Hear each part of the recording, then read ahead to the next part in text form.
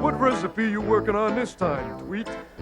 The same old thing, LB. The formula for gold. I hope you hurry up and find it. I ain't been paid in months.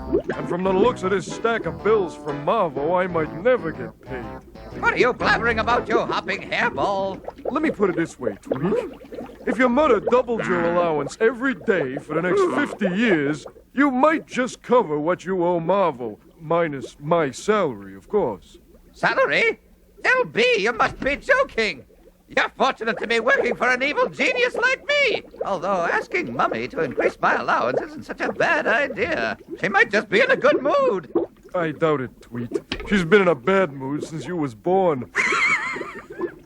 Blast it, I've run out of flour.